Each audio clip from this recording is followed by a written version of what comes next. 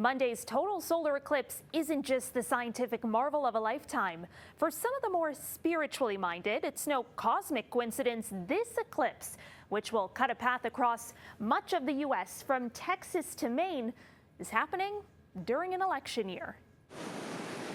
In the path of totality, day will abruptly turn into night. The temperature will drop, and birds and other wildlife will take notice and may even start acting strange. Birds will chirp, crickets will crick, and generally there's a little bit of a breeze created by the cool air next to the warm air, and it's fantastic. Total darkness will last for just a few moments, but those who study the stars believe the effects could be lasting. The final, the final effects of it will be during election season, when the actual election occurs in the United States. If you're feeling super emotional, you are not alone. It's eclipse season. This astrologer thinks the impacts of the moon's path can influence our behavior, and eclipses only magnify what's happening. Think about it in the same way you would think of weather.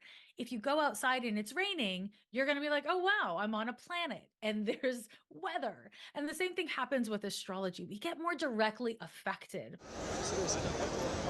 Astrology dates back centuries, but the rare astronomical event has also proved incredibly fertile ground for conspiracy theorists, with Georgia Congresswoman Marjorie Taylor Greene suggesting the recent earthquake in New York and the pending eclipse were messages to revolt. Note from NASA, eclipses actually happen about every year and a half somewhere on Earth. Total solar eclipse happens somewhere on the Earth about every 18 months.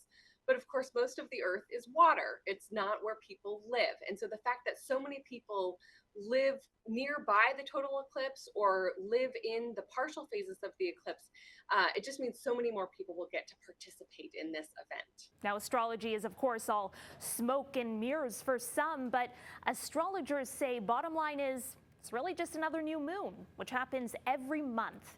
And that's a time, they say, for new beginnings. For City News, I'm Caryn Ceolin.